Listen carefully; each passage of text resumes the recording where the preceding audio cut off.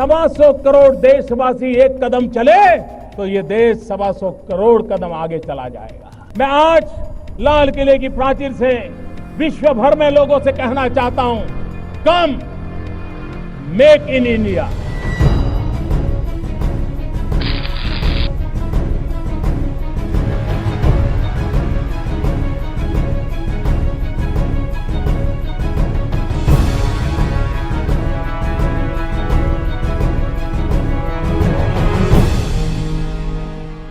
Hello and a very warm welcome to Rajya Sabha Television's special edition on Budget 2015. The Narendra Modi government presented its first budget in July last year, but that was essentially seen as an expression of the new government's intentions. This year's budget is different. People are looking forward to see what measures it will contain to promote investment, boost manufacturing and improve India's competitiveness. But can the budget proposals really provide momentum to the Make in India campaign? Can they help in making India a manufacturing hub?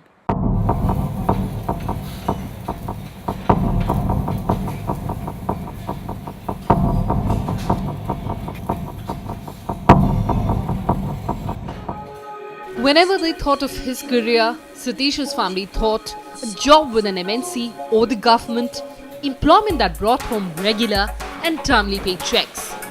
But Satish had a different dream. He wanted to be his own boss and run a business enterprise. Setting it up though was easier said than done. After facing n number of challenges, Satish got his own manufacturing unit of automobile components up and running. Along the way, he also came across some inescapable conclusions. India is gripped by a manufacturing drought, and the sector itself is hobbled by several constraints.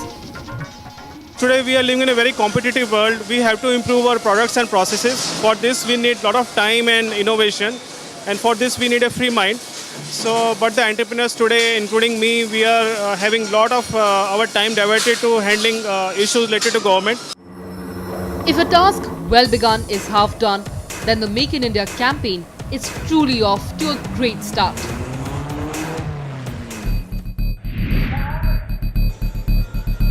With inspiring rhetoric and a flashy global advertising push, the Narendra Modi government has got everyone talking about it.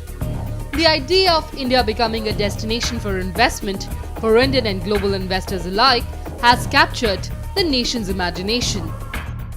And the economy too has room enough to more than accommodate it. Manufacturing contributes just 17% of India's GDP compared to as much as 69% from services. The rest 14% comes from agriculture. Of the 474 million Indians who are gainfully employed, only 100 million hold manufacturing jobs, while 232 million people work on farms and 142 million in the service sector. The time couldn't have been more right for the Make in India campaign. Global oil prices have dropped. Chinese economy is in the throes of a slowdown. And India has at the center a government with unprecedented stability, capable of driving reforms and policies for its manufacturing sector.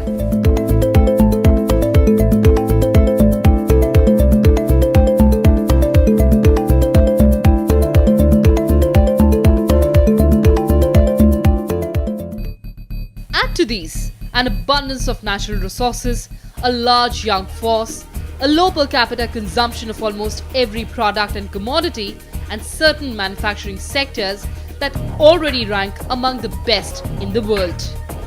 We've got a large number of young people. Now we think of it as an opportunity to produce a demographic dividend, but if these people don't get employed, we will have a big problem. And the problem would be a social problem, it will be a political problem also. So that's one reason, that is jobs, for which manufacturing, which hasn't done very well for the country so far, needs to be pushed to create more jobs in manufacturing. The key ingredient to make in India attractive for doing business is the ease with which it can be set up. World Bank data up to 1st June 2014 showed India at an abysmally low rank of 142 among 189 nations. Even more alarming were the ranking on constituent, 158th on starting a business, 186th in informing contracts, 184th in dealing with construction permits. The government wants to remedy this. On the ease of doing business, it wants India to occupy a place among the top 50 in the World Bank rankings. The entrepreneurs have to take, it's not really a registration, they have to file a memorandum of entrepreneurship. So it has two phases. So we've developed a portal and we've made it online. India's predominantly agrarian enterprise leapfrogged into a services-dominated economy after the reforms of early 90s. But the reforms completely skipped industrial growth, which meant that India couldn't replicate the industrial revolution witnessed by European countries. And now, India is pushing national manufacturing policy, which is expected not only to bolster manufacturing, but also provide the missing link in India's growth story. The new manufacturing policy was introduced in 2011. It aims to create 100 million jobs and by 2022 targets a 25% share of manufacturing in the gross domestic product, up from the present 17%. Key to the policy is establishing national investment and manufacturing zones that are planned to be developed as greenfield industrial townships with standards comparable to the best manufacturing hubs in the world. Planning is underway for industrial corridors and manufacturing zones. But costs of logistics in India are among the most prohibitive. There are significant wastages, while travel time for products to reach markets or ports is one of the highest in the world. In order to connect manufacturing plants with markets, the budget will have to set aside huge allocations for the infrastructure sector to build roads, ports and railway tracks over the next few years. These very ambitious plans of the industrial corridors and the industrial zones, but funding for creating world-class infrastructure is still to take place. So the most important expectation from my point of view would be that the budget provides for that long-term funding. Power outages have strangled many a business in India. The World Bank says India lost as much as 21% electricity in 2011 through transmission losses and pilferage. That's worse than nations like Ghana and Senegal. State-owned enterprises monopolize the electricity sector both at the central and the state levels. Private ownership and distribution is not only difficult, but it only accounts for less than 20% of the entire sector, creating an absence of competition in the market. Renewable energy that's more suitable to private production lacks funding and is mired in difficult legislation. On the one hand, investment projects, speeding up investment projects in creating new capacity, and on the other hand, we need to utilize the existing capacity to the fullest extent possible by making available inputs such as coal. We are becoming larger importers not only of oil but also coal. And as a major fossil fuel importing country, it is essential for us to use energy efficiently, to move towards greater use of renewable energy.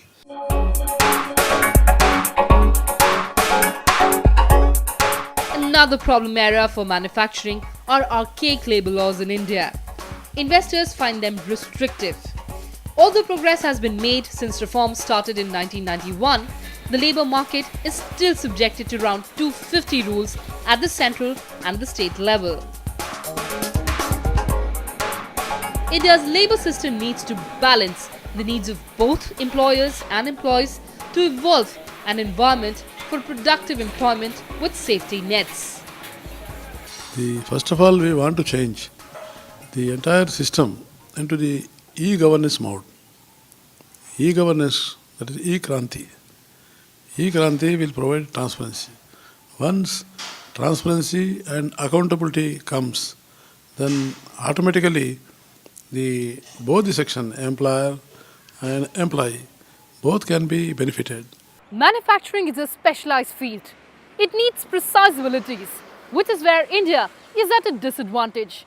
Not only there is a severe shortfall of necessary skills, but also a lack of managerial skills, with young and talented people pursuing more lucrative careers.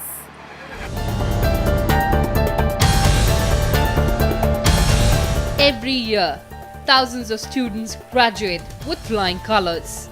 They come out of colleges with degrees in engineering and business studies, but end up in the market searching for the elusive first job. While we blame industry for not giving young graduates a chance to work, the fact remains that 55% graduates are deemed unemployable in the manufacturing sector. The quality, training and education for such jobs are simply absent. The reason is, of course, they are simply not equipped to work in the industry. Rajan Kai manufactures steel casts for major global giants. At the home turf, shortage of skilled manpower is costing him dear. He feels that India's demographic bulge, with the millions of young people flooding the job markets in the next decade, is in danger of sliding into a lopsided paunch that will weigh the nation. The new graduate engineers that we get fresh from the colleges, they know a lot about computers, say for example Facebook, but when it comes to the real engineering part of it, they just don't match the standards required in the industry. Time for a quick break, lots more on the other side. Welcome back. So can the Budget 2015 provide much awaited impetus to the Make in India project? Well, at the very least, as a starting point, the government will have to identify strengths and opportunities in each sector and create roadmap with specific targets for each year. Given the hype, there is considerable excitement about what the nature of policy reforms that the government wants to introduce to put the economy on a higher growth trajectory. The business community has a wish list that range from tax stops for investment in key sectors to a reduction in the minimum alternate tax rate. It also wants the nationwide goods and services tax, that's GST, to be implemented, the numerous indirect tax laws to be removed. Heavy industries and public enterprises want the reintroduction of excise duty benefits. The MSME ministry has also proposed that the mainstay of the Make in India initiative, the micro, small and medium enterprises, should get direct tax exemptions in the first 3 years of operations, a move that could be tough to implement. आने वाले budget में मुझे ऐसा लगता है कि पिछली बार की तुलना में अच्छी राशि होनी चाहिए। ये तो मैं नहीं कहूँगा कि बहुत अधिक होगी, लेकिन पिछली बार की तुलना में बजट की बढ़ोतरी होगी। Today, one of the other reasons why manufacturing probably has not taken off is because of the very painful tax structure that India has had so far. And that's again, I mean, we are talking in the context of the budget coming up in a few days' time, and I think that's where one would look forward to seeing how that can be a transparent, moving towards a more transparent system of taxation.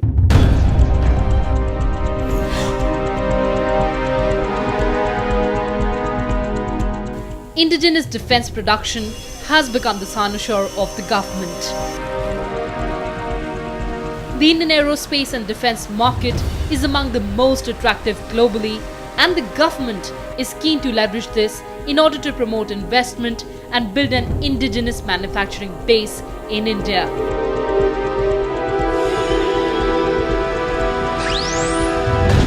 India's annual defense import bill is roughly around $20 billion. In contrast, India's domestic defense production is around $7 billion. Prime Minister Narendra Modi has asserted that the government did not want India to be the biggest importer of defense equipment in the world and has vowed to double the output of defense manufacturing in the country.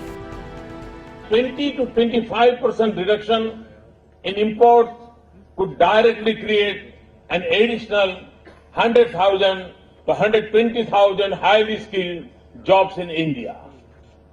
If we could raise the percentage of domestic procurement from 40% to 70% in the next 5 years, we would double the output in our defense industry. At an average 7% contribution, automobile industry is one of the key drivers of economic growth. And as the economic recovery has lagged, so has the sector growth. Since 2011-12, Indian auto industry has been plagued with sluggish growth. The first signs of trouble started in 2011-12 when the growth halved from 25% in 2010-11 to 12.5%. This sector has garnered high hopes from the finance minister. There is a need to reduce the taxation to more moderate levels, which definitely is going to improve the affordability of that vehicle. Sobs and concessions are nuts and bolts for the Make in India project. But India's manufacturing sector needs an enduring brand image as well. Just as German manufacturing is known for superior engineering, Japanese for quality, and Chinese for low cost of production.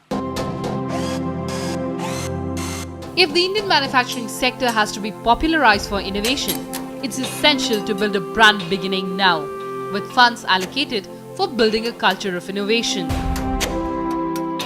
I think as we graduate to a manufacturing, we must make sure that our Indian industry is considered to produce products which have the same standards as we see when we look at a product made in either Germany or the US. If we look at the upcoming budget from political perspective, then there's little doubt that the Aam Aadmi Party's staggering victory in the Delhi Assembly polls has put the government in quandary.